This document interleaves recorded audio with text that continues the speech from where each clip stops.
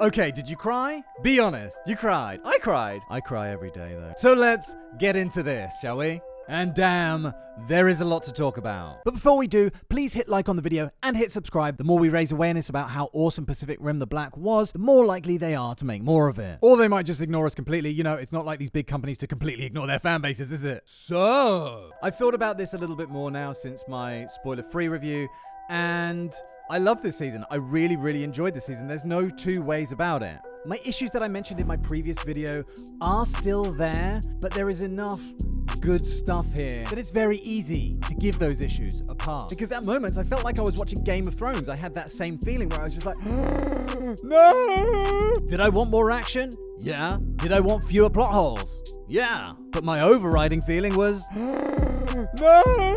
So in this video, I'm going to grab hold of some of the major talking points, and in my next video, I'm going to do a full plot recap and really get into some juicy detail. And first up, and this is a huge spoiler, so please go watch the series first, is the death of Apex.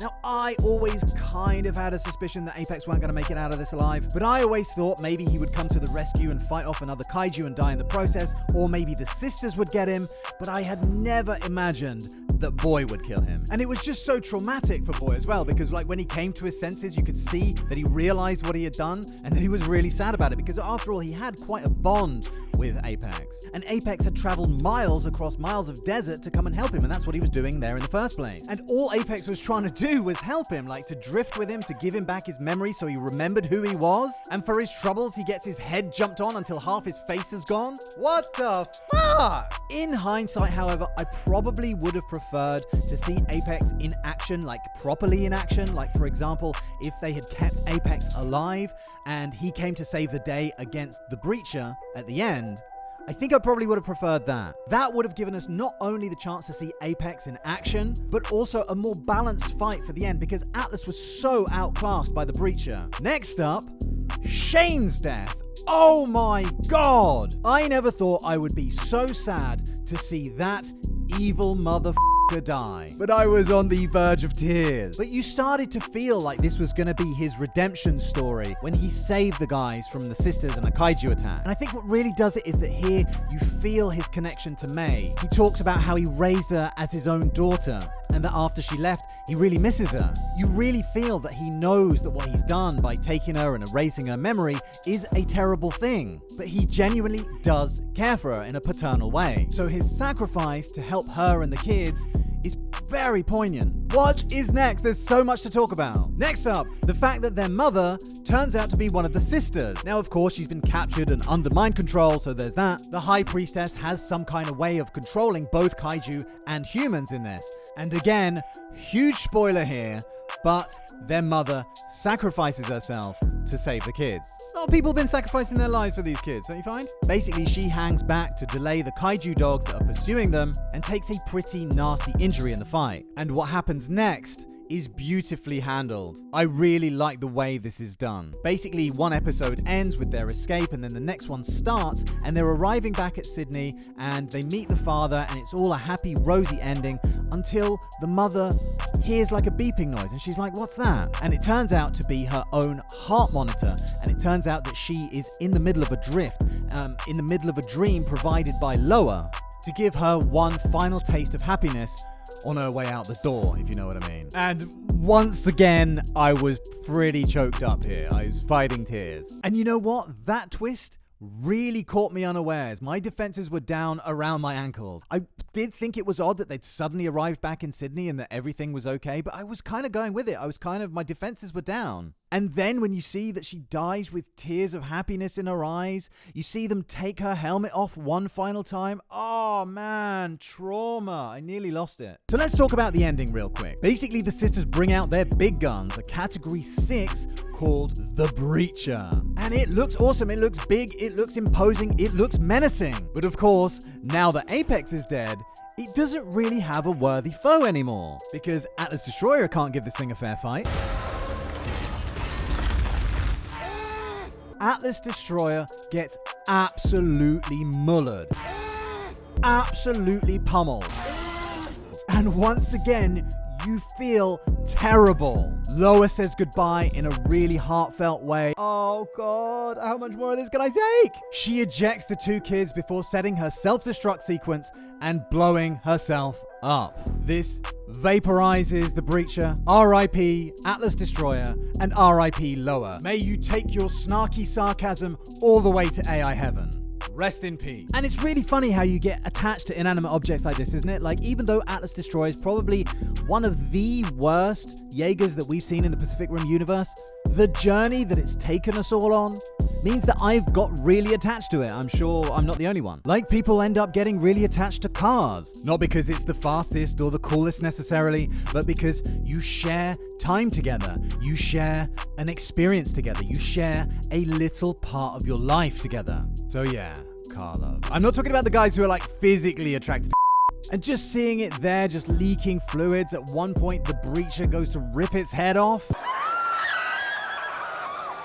But I was left with a feeling that there could have been more to this fight. Like, they could have found a more creative way to even the odds between these two and just give us a little bit more. Like, there's no doubt about it, there was not enough Breacher in this. And you know what else there wasn't enough of? Jaegers. Literally the only Jaeger that we saw was Atlas Destroyer, bar 5 drone Jaegers that had shoulder-mounted cannons that do not very much. I mean, they do knock out some of the Sisters of the Kaiju's, like, henchmen, the sisters.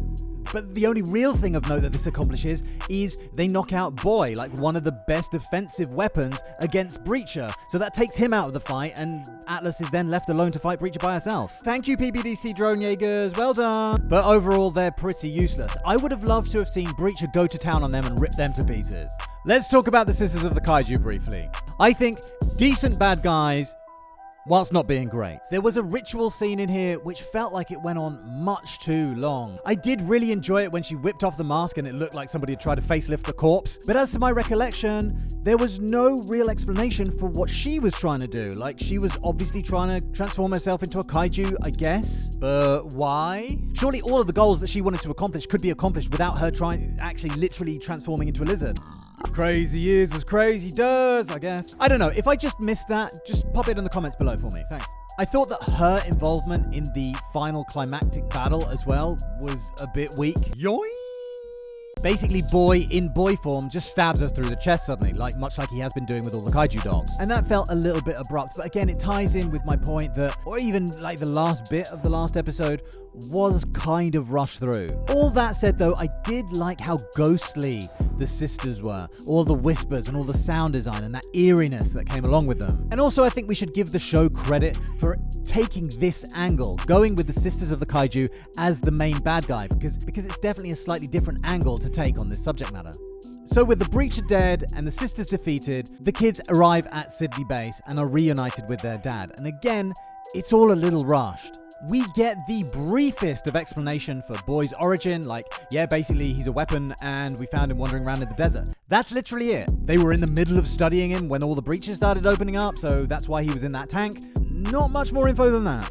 Nobody thought to ask, wait, is this what the precursors are doing now? Are they sending kaiju in human form? I mean, how many more of these things are out there? Don't worry about it, show's over. No mentions of all these breaches that had opened up. I mean, did they close again afterwards? I'm guessing so. Are new ones still opening up? Are kaiju still pouring onto the Australian continent? And you know, you could say that the show is simply quite contained like that. Like, actually, that is superfluous information that isn't essential to the story that's being told here. But all the same, you know, I quite like to know these little things. No mention of all the kaiju hybrids that had belonged to the sisters that were just, I guess, left behind there to sort of wander around still. There was an Otachi and a Slattern in the background of one of the shots in episode 2. I thought that was a really nice touch. Although again, same gripe, I would have loved to have seen more of them, you know? Why couldn't we have the Slattern instead of all these acid quills? One classic kaiju that we do get to look at a little bit better is Trespasser. He has a slightly more important role to play than all the others, and it ties in with this character whose name I forget, who is trying to domesticate kaiju. And at first I thought, that's kind of interesting. That's a thought I hadn't had before of, you know, kaiju and humans living in harmony together. That could open up some interesting doorways, but then no, of course not.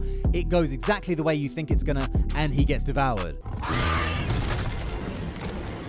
Oh, the horror, you idiot! And although at the time I thought it was quite an interesting subplot, looking back I find it kind of weak now. And as for Trespasser himself, just as you think we're gonna get the combat, a proper fight between Trespasser and Atlas Destroyer, it kind of turns into more of a chase, with Trespasser just running after Atlas. A chase which just ends when the Kaiju kind of give up, because they've arrived at the border of the Sisters of the Kaiju's land and they don't want to go into it, and because they're afraid of the Sisters of the Kaiju. It's just a little weird to see the Kaiju just stop in their tracks like that. Like, can they learn this kind of thing now? Like, oh, don't go down that street, surely went to an air, never came back. Rawr! Interestingly enough, there was mentioned that Copperhead had 3 offspring. Actually, 4, but 1 died, something happened to it, doesn't really go into what exactly, which is kind of linked to the fact that Kaiju kind of reproduce now. And here's Taylor holding a Kaiju testicle, which is much smaller than I thought it would have been.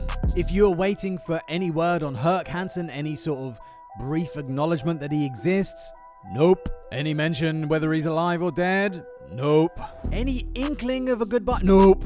Any hint of what the kids are gonna do now? Like, what happens to Boy? Do they all live at the Shadow Dome together while Boy gets tested upon? Just let me go get my rubber gloves. Any acknowledgement of Atlas Destroyer's achievements and how it pretty much carried these kids to safety the whole way? Any explanation as to why all these Kaijus are meant to be hybrids now? Oh, that one, there might be an explanation in there somewhere. I'm gonna rewatch it and get back to you on that. Upon further reflection, you might say that the abrupt nature of some of the storytelling aspects here actually ties in with the style of the piece. If you think about it, it starts pretty damn abruptly. Or you could just say that 7 episodes was nowhere near enough for this story that they were trying to tell, and they really need to increase the budget and the amount of episodes. I think I'm going with that. So overall, I really enjoyed season 2 of The Black. Of course, we still have to talk about where Pacific Rim goes from here, but I'm starting to lose my voice, so I'm gonna have to wrap it up. Stay tuned to the channel for more Pacific Rim stuff. I'm working on a series of videos called Top 5 Kills, and I'm going to start that with Top 5 Pacific Rim Kills. And of course, the question that we all want answering: who would have won between Apex and Breacher? But for now, let me kindly invite you to get out of my head, and I will see you very soon for the next one. Thank you very much for watching, and cheerio, bye!